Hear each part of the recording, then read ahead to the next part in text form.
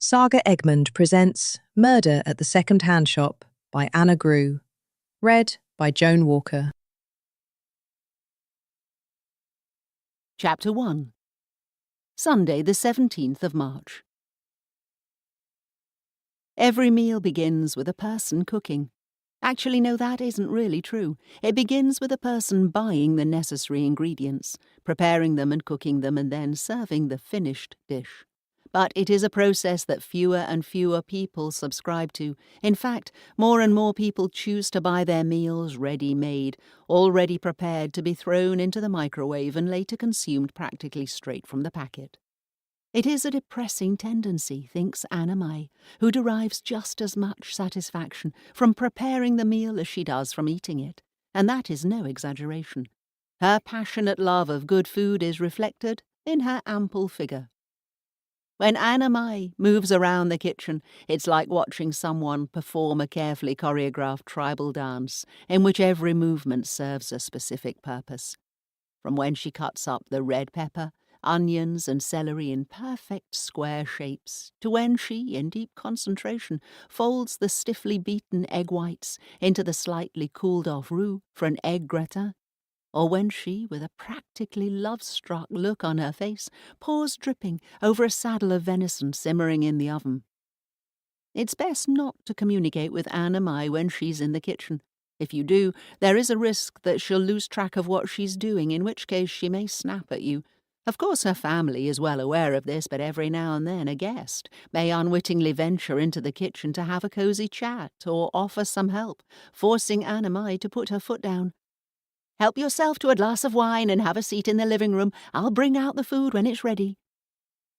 However, despite her somewhat belligerent demeanour, for Anna Grue, cooking is associated first and foremost with warm feelings. Love is an essential ingredient in each and every dish. It's how she shows her daughter, granddaughter, and friends how much they mean to her. She knows it, and they know it, if nothing else, in their subconscious. Homemade food, meticulously prepared with the utmost love and care, always tastes better than the kind produced by a factory worker who makes their living by throwing a couple of ingredients together according to some standard recipe. Anna Grue once asked a young man, her daughter's first real boyfriend, what his favourite dish was. He answered without hesitation, "Something homemade." She asked him what he meant by that, and he explained that when he was growing up his parents didn't like cooking, and so many of his dinners at home consisted of frozen pizzas, open sandwiches, oatmeal or ready-made meatballs in curry sauce. So any kind of food that had been prepared from scratch was pure luxury in his eyes. From that day on, Anna Grue treated him practically like a foie gras goose. She stuffed him with food whenever he came over. A year later, when the young man and Eben broke up, Anna Grue's greatest concern was whether he would get enough to eat from then on.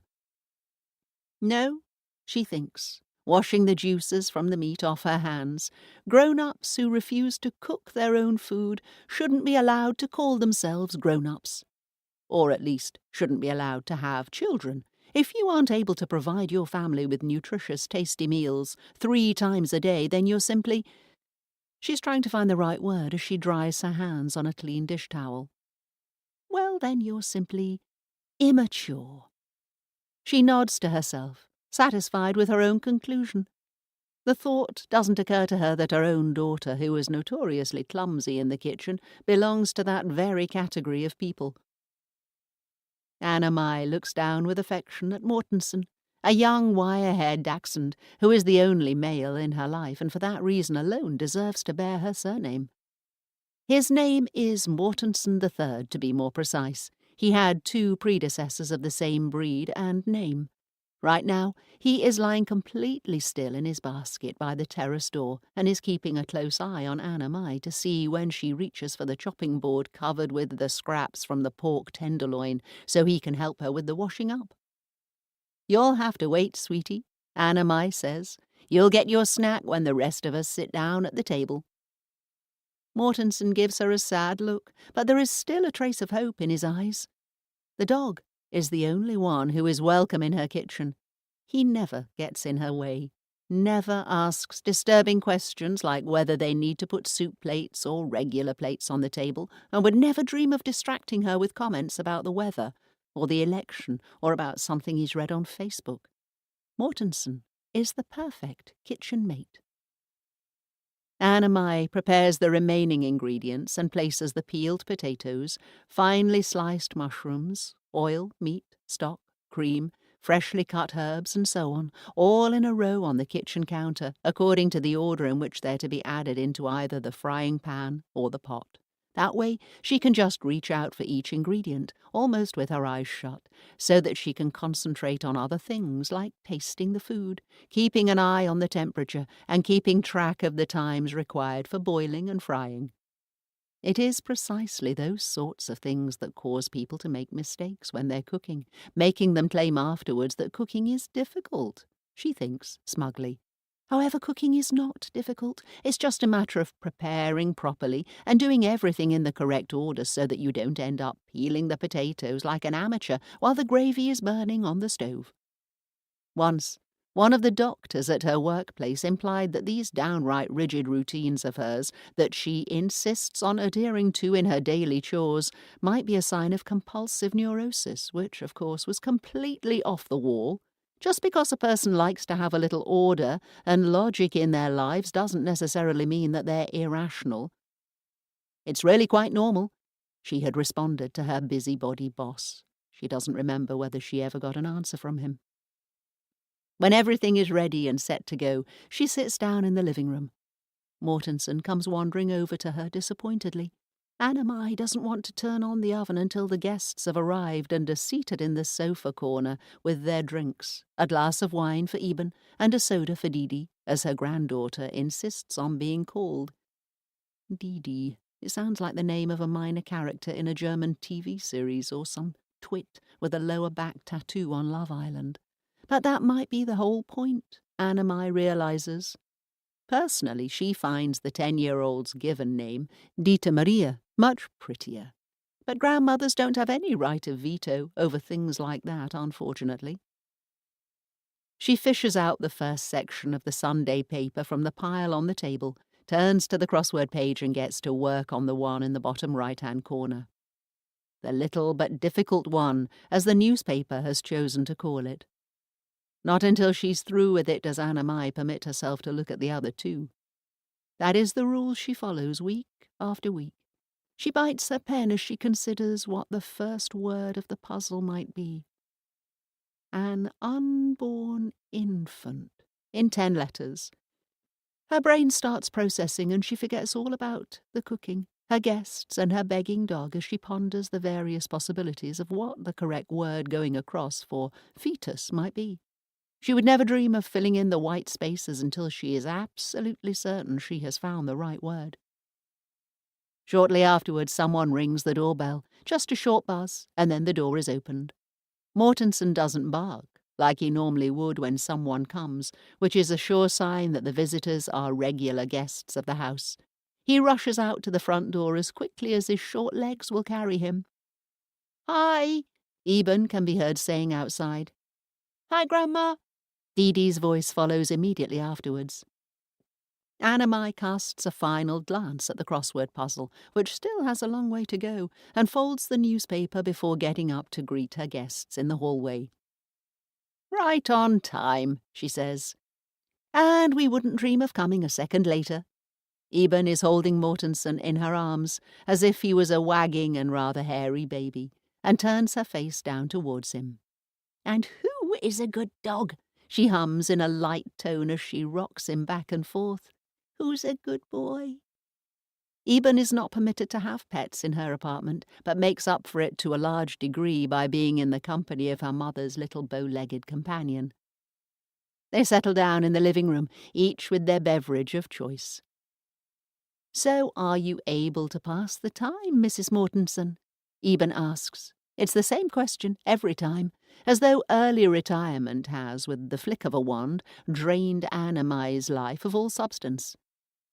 "Yes, of course. I'm just asking out of friendly curiosity, you know. There's no need to snap at me." "I didn't snap at you." "Okay, fine. We'll just leave it at that." "I have plenty of things to do," Anna Mai says as she takes a sip of her white wine. "I take Mortensen for long walks, read lots of books, do the gardening. There's my regular day at the second-hand shop, go to Holbeck and do some shopping. I have plenty of things to do," she repeats. "I'm just grateful I don't have to go to that damn health centre every day." "Mom," Eben says, as she casts a glance over at Dee, who is totally absorbed in her smartphone. Without looking away from the display on her phone, Dee says dryly, "You don't seriously think that I pick up swear words listening to Grandma, do you?" "I just think we should all talk nicely," Eben says, somewhat sternly. Dee looks at her grandmother with raised eyebrows as she crosses her eyes in an exaggerated way, whereupon she returns her focus to her apparently rather demanding contact in the part of the universe which doesn't exist, in Anna Mai's little light blue townhouse on Linnely Nykøbing Osel, Zealand, Denmark, Europe, Earth, as Dee's little rhyme used to go. When did she stop reciting it? "But I guess you liked your job, right?" Eben persists, "or you wouldn't have worked there for an eternity the way that you did." Anna Mai shrugs. If she were to be honest, she misses her job as medical secretary for 3 GPs at the health centre. From her small, well-defined kingdom behind the counter, she kept careful track of doctors and nurses, as well as patients. It had suited her need to play the enforcer of orderliness very well, so naturally she misses it. A little. But most of the time she enjoys her freedom, especially from having to deal with the increasingly complex computer programs that are used in the health system these days, and it is precisely this issue she wishes to emphasize to the world, and not least of all to her busybody daughter. "I'm hungry," Dee says. Now it's Eben and Anna Mai's turn to exchange surprised glances. Dee always eats like a bird, a very finicky bird at that. They always have to encourage her to eat, and when she finally gives in to them, it has to be solely fusilli pasta, and not the whole-grain version or the vegan kind with no eggs, as well as chips and cucumber that's been sliced lengthways, a rather one-sided diet.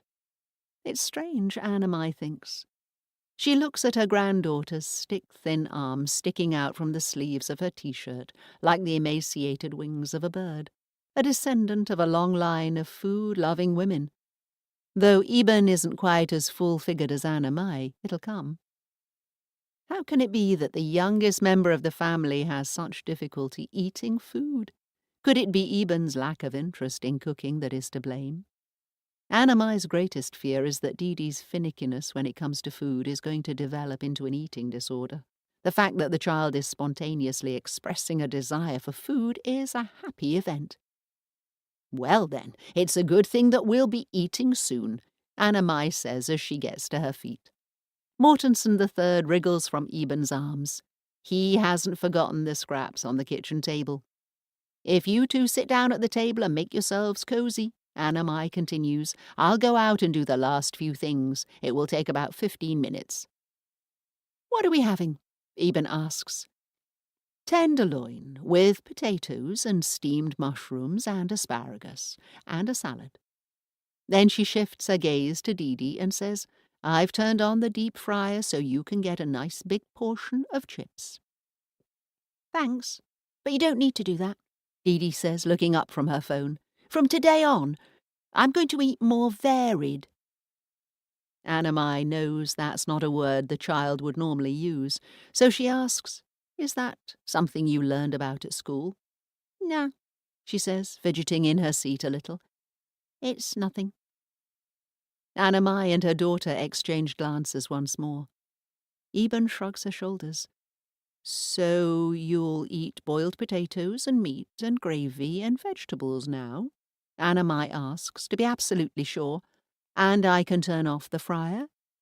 "Well," Dee says, still fidgeting a little, "if you've turned on the deep fryer anyway, maybe I'll have a couple of chips after all. They taste so good and go well with all the varied food." Chapter 2. Sunday the 17th of March. Ever since she was young, Eben has been something of a problem child, Anna Mai thinks. She is exceptionally gifted, but she is, if not downright lazy, then certainly bad at prioritizing her time properly, and she doesn't have the least bit of interest in making any kind of intellectual effort, even though she could easily become a member of Mensa if she wanted to. Eben just managed to pass her high school exams back in the day, and since then she's basically only made poor decisions. She chooses the wrong men, has the wrong degree, and takes the wrong jobs. Eben herself insists that she is more than satisfied with her new job as a sales assistant in a shoe store on Elgel, and the single life suits her very well, just as it does her mother. In fact, she seems downright relieved that her ex-husband has moved in with his new girlfriend in Copenhagen and has recently had a little boy, whom he is so preoccupied with that he only sporadically remembers that he has a 10-year-old daughter as well. On the other hand, mother, daughter, and grandmother see each other often, at least every Sunday.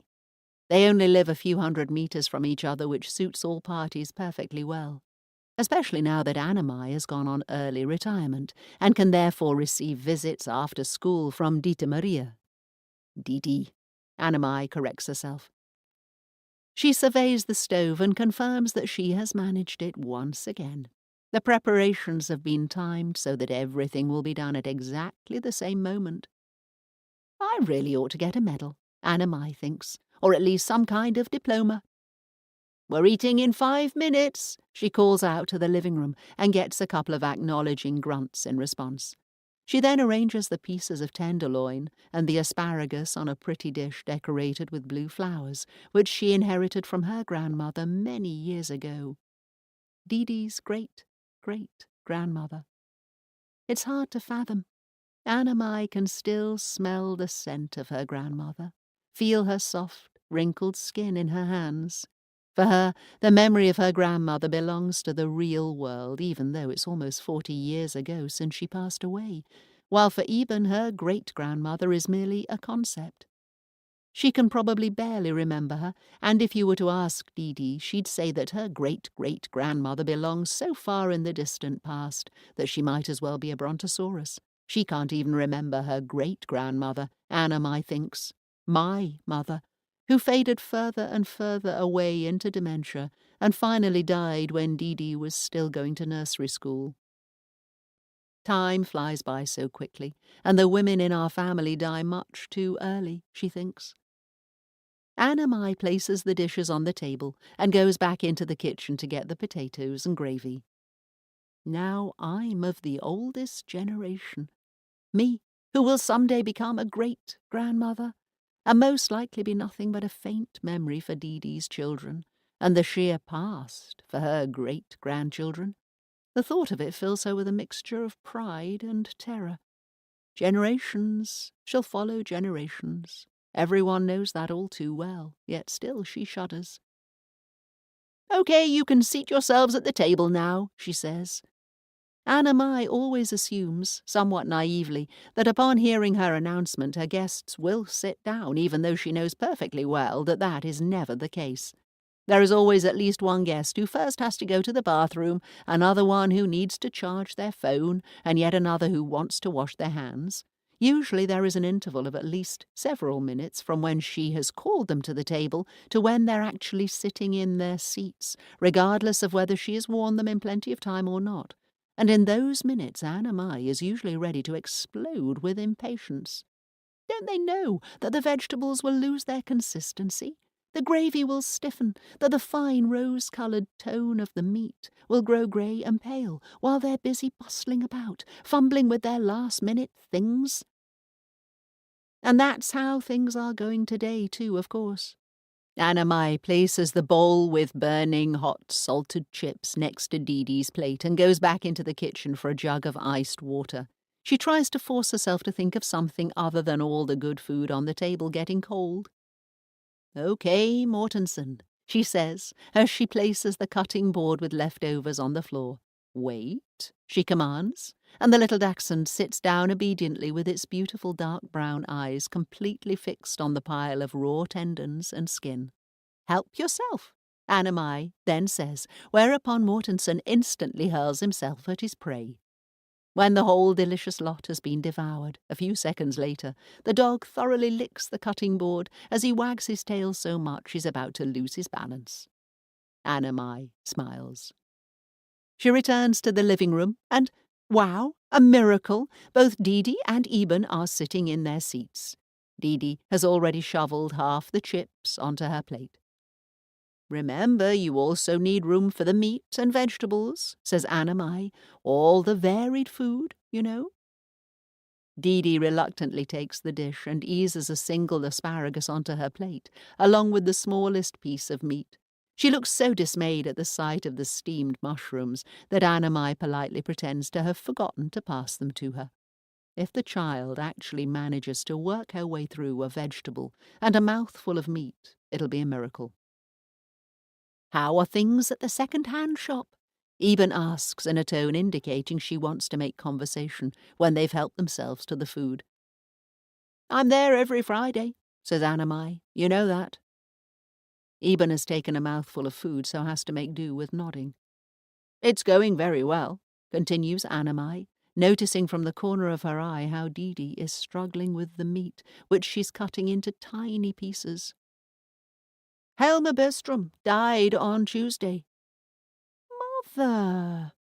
Eben has finished chewing her food.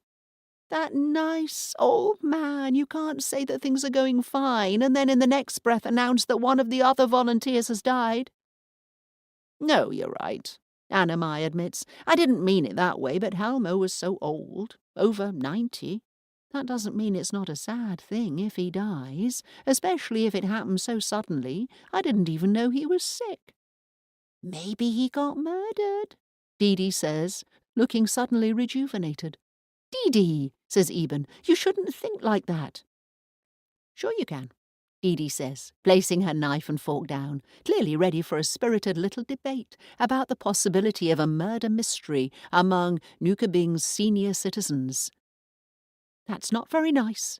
Oh, stop it, says Anna Didi just has a small inner detective. There's nothing wrong with playing with the idea as long as it's done within these four walls. Mum, says Eben, you should never have given her The Hound of the Baskervilles. Didi is much too young for crime novels. No, I'm not, says Didi. When I was her age, says Anna I was reading Agatha Christie, which I thoroughly enjoyed. As though that's a great comfort, Eben says, shaking her head.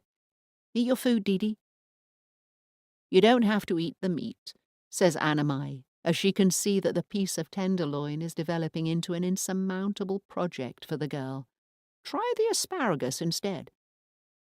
All I meant was, Eben says, if Helma's death was so sudden, it must have been a shock for his family, no matter how old he was. You couldn't really call it sudden. He was hospitalized a few days beforehand, and they said it was the heart, and then Anna pours some more wine into both their glasses. I didn't hear anything about Helma having heart problems, but mentally things were going downhill for him for the last few months.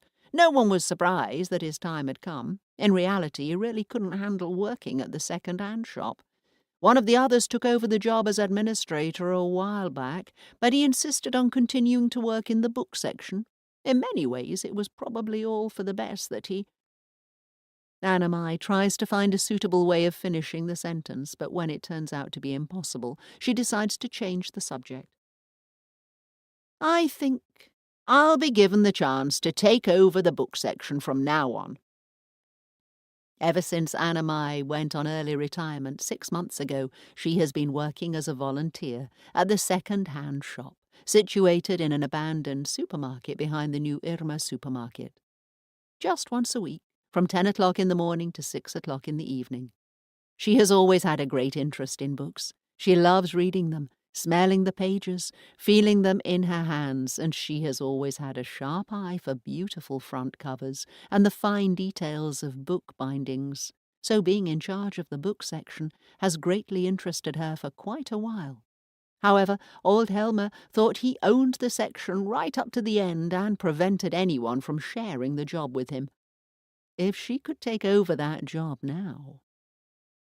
Eben quickly places her right hand on the table with a guilty look in her eyes, which means she has once again snuck a piece of meat to Mortensen. So that means that there are no men working there now, right? There's Stanley. Stanley Hjort. The simple one, right? You shouldn't say that. She looks over at Dee Dee, who is busy dissecting an asparagus spear. Stanley was brain-injured in a traffic accident and isn't quite the person he once was. Still, he's a great help. He comes in every day and manages the things the rest of us aren't able to, like climbing tall ladders when the top shelves have to be dusted off, or picking up heavy bags of clothes and boxes, or doing the cleaning, and taking good care of our delivery van. The blue lightning, says Dee Dee, who has apparently been listening more than they thought. Exactly. Anna Mai smiles. We'd have a hard time running the store without Stanley's help. I didn't mean to speak badly about him. No, I just don't like the term simple. They continue eating for a little while in silence. Dee Dee reaches for the jug of water. She does nothing to prevent all the ice cubes from pouring into her glass. When she puts the water jug back on the table, she meets her grandmother's glance. Anna Mai winks at her. Eben resumes the conversation. Helma's widow still works at the store, doesn't she? What's her name again? Vips. Vibeke. She must be crushed. She's taking it surprisingly well.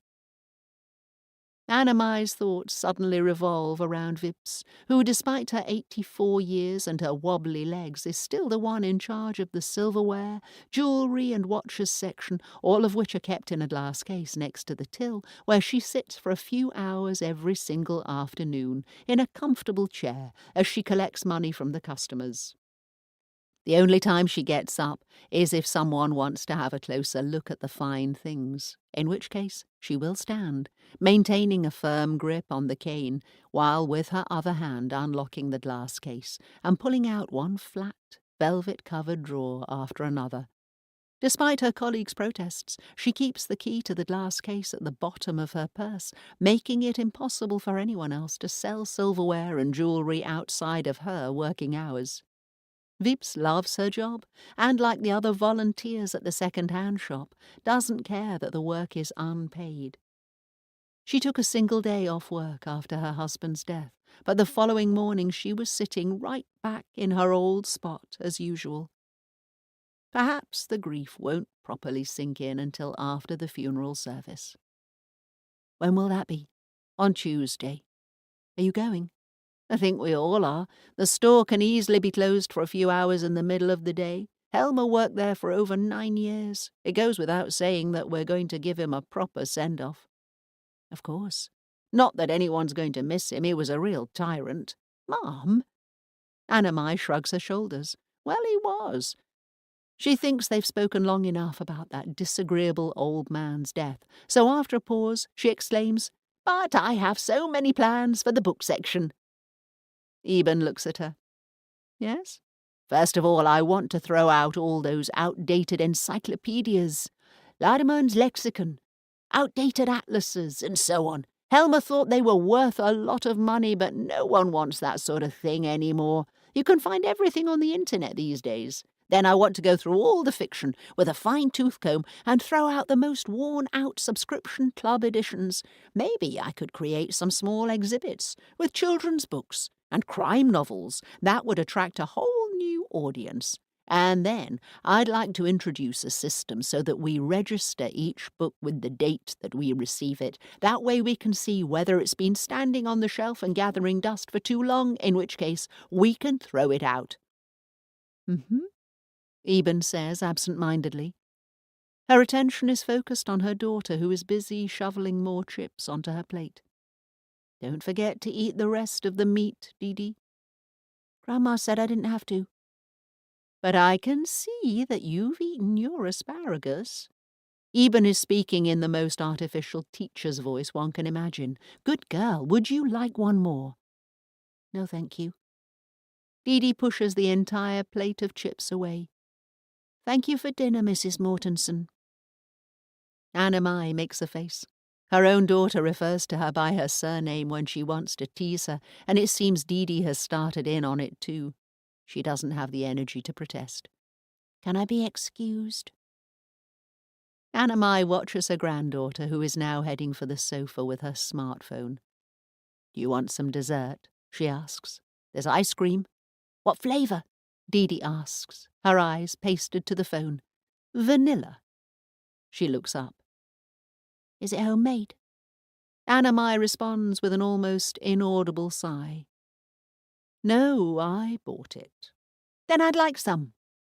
She meets Anna Mai's eyes.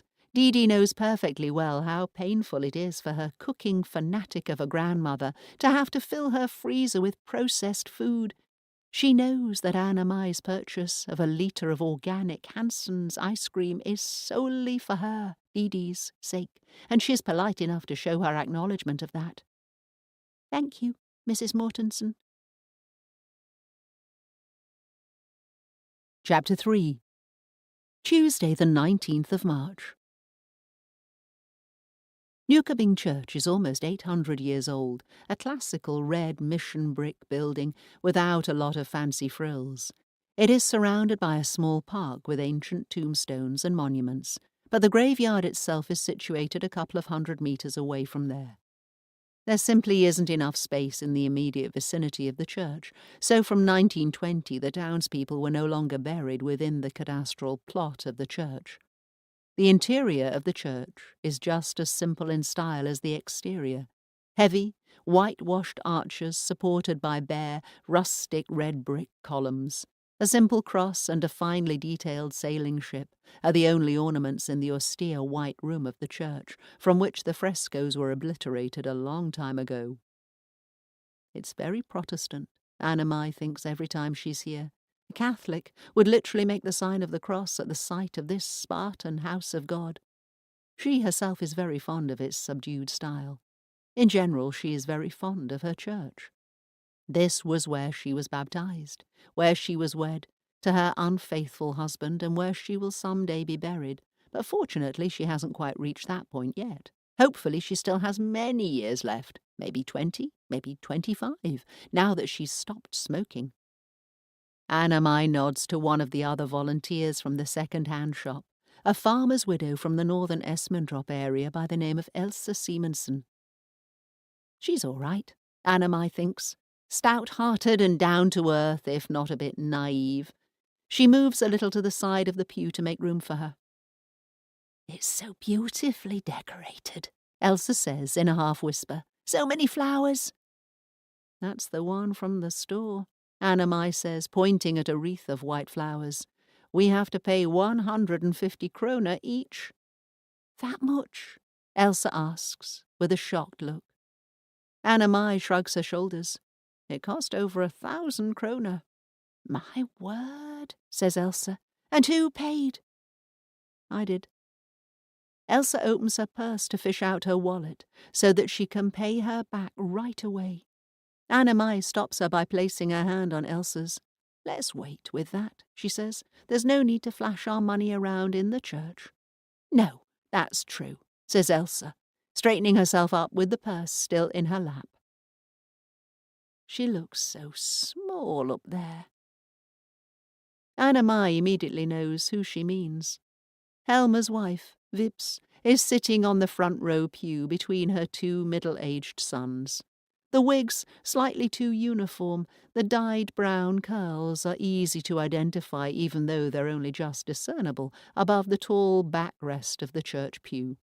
At that very moment the organ starts, prompting everyone to silence. The ceremony itself is very fine and dignified, the priest's sermon more personal than one usually experiences, even if he comes across as keeping a certain professional distance. That's one good reason for going to church every now and then. Anna Mai thinks you'll at least get a proper send-off and not have to make do with some irrelevant sermon by someone who only knows the deceased by the descriptions of the bereaved. The fact that the priest doesn't mention Helma's tendency to be quarrelsome and grumpy is a sign of politeness, Anna Mai thinks. From where she's sitting, she can see Helma's grown-up sons take their handkerchiefs out every now and then. Well, he could, of course, have been an affectionate father, Anna thinks, although she has a hard time imagining it. She didn't really know him very well. In fact, she's had very little to do with him and Vips since she started working at the second-hand shop 6 months ago, and the strongest feeling she has for the elderly couple is one of irritation. While the rest of the gathering sings the last hymn, Anna is tone-deaf and therefore always spares the rest of the world from having to experience her voice. She internally runs through the list of things she has to pick up on her way home. She has to drop by the Irma supermarket to pick up the good acorn syrup and a package of fresh lobster ravioli, and then make a quick stop at the Netto supermarket to get toilet paper and other staples. Elsa Simonsen is still sitting with her hands resting on her handbag. She isn't quite as considerate as Anna, so she sings the hymns enthusiastically at the top of her lungs in an off-key vibrato, only hitting the melody sporadically. Even someone who is tone-deaf can pick that up, or at the very least see it by the expressions on the faces of those sitting around Elsa every time she turns up the volume. Anna recalls the bag of poussins she noticed was on sale in Irma's advertising flyer the other day. Perhaps she should buy a few for the freezer. She ought to add it to the list, but she can't start writing one right there in the middle of a funeral, she admits to herself, somewhat regretfully. The ceremony is finally over, and the church bells ring their slow, monotonous funeral chime as the coffin is carried out. Then there's a lot of waiting, while the coffin lies in the open hearse, and the family places upon it the long-stemmed roses that are apparently required nowadays. At least the weather is nice, Anna thinks as she makes an effort not to look too cheerful at the thought of it. It is one of the first real days of spring, mild and bright. The trees aren't in bloom yet, but in the periphery at the front of the church there are clusters of snowdrops and crocuses. Then the undertaker shuts the rear door of the hearse, and it rolls out of the church grounds. While people stand in line in front of the widow and the sons to give their condolences, Anna and some other volunteers from the second-hand shop retreat in a small group by themselves as they wait for it to be their turn, including Elsa Simonsen, who has finally had the chance to pay her dues and no longer has to think of her purse all the time.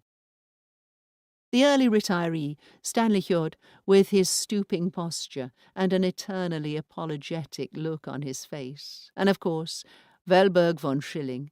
She is the store's administrator and in charge of the working schedules and finances and deals with staff absences.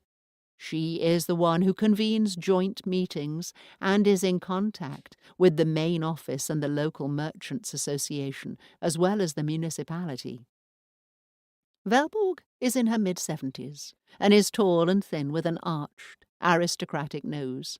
She is always dressed in spotless, freshly pressed suits. It is customary for the volunteers to wear second-hand clothes from the assortment in the store, except for underwear and stockings. Of course, everyone pays for whatever items they choose, but they get a discount, and the clothes are always neat and clean. The fact that the cut of the clothes is often outdated and a little crooked at the seams doesn't bother anyone, that is, no one except for Velborg, who wouldn't be caught dead wearing other people's discarded clothes. Where are the rest? Elsa is now asking. Kula is visiting her sister in Naxco, and Liz couldn't come. Velborg answers. She didn't give a reason. She casts a serious glance at the group until she's convinced that everyone has realized that not coming up with a legitimate reason for one's absence is considered inappropriate.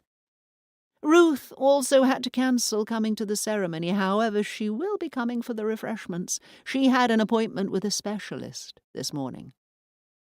No one comments, they just nod. At that very moment, Ruth Molligor rounds the corner and joins the small group. I just made it, she says breathlessly. Speak of the devil, says Anna.